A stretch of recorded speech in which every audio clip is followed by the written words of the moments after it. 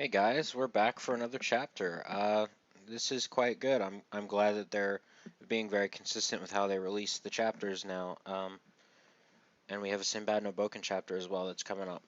Well, this chapter again was very good for a couple different reasons. Seishu and what the fuck's the other guy's name? Gakukin. The two of them, step up to fight those generals, which I didn't see coming, which I should have, um, but I didn't. So, basically as a summary, they step up and they're fighting them. Meanwhile, Kogyoku and Koha are moving towards Hakuryu, who is um, in really bad straits, dire straits, whatever you want to say.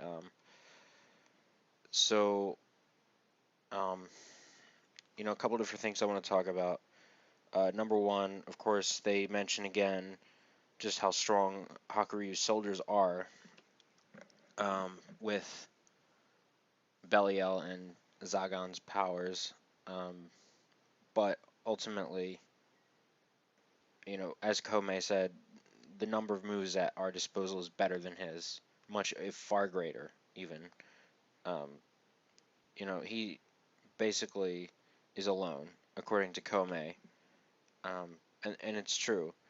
And the real turning point of this was actually losing Judar or Judal, whichever one you prefer, um, because at this point, he's exhausted pretty much all his Magoi, but with Judal, that would have been an entirely different story because ultimately, with infinite Magoi supply, he could have just kept feeding him and feeding him, feeding him. But without Judar, now I understand why Judar had to be sent away. Um, Simply because otherwise this would have been a completely different battle. Even though I still think they would have lost like miserably, um, it, it would have been a different battle, and I don't think that's what they're going for.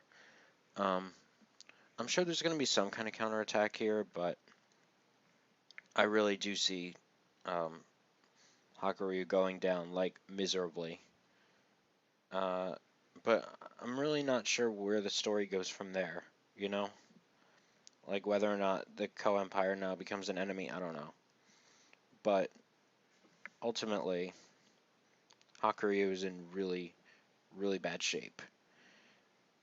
He's out of his arms are falling off. I mean, shit. And of course, just before the chapter ends, he sees Judar, and then he sees Alibaba and Aladdin, and then to the very left is his friggin' mother, friggin' Arba slash Gyokuen. Like, why is she included with his friends? Like, did he? And I might. This is fucked up, but did he like? He like took that tongue. He got held down and tongued in that fight, and then I guess he liked it. I don't know. Secretly, that's why he was so pissed off because he liked it too much. I don't know. Um, but now he's remembering her alongside his buddies. So I don't know, man. It's a little weird. That whole relationship was very weird from the beginning, but I don't know what's going on there. Of course, I'm half joking, but you just never know.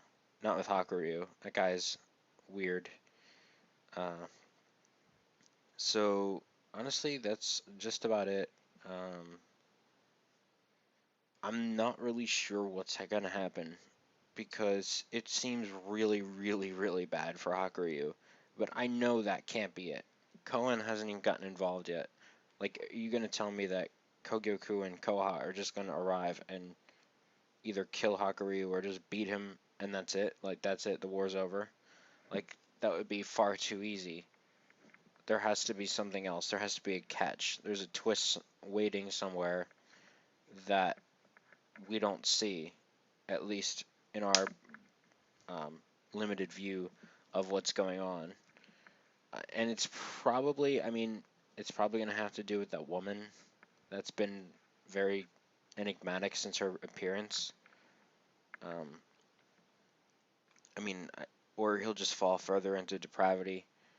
Um, maybe join Alphamin or whatever. I don't know, because I don't think they're definitely not done, and I still think Gyokoen's still alive. I still think Arbo's still alive. I don't know. There has to be something going on there too. You just never know. But ultimately, I really did enjoy this chapter, and definitely can't wait for more.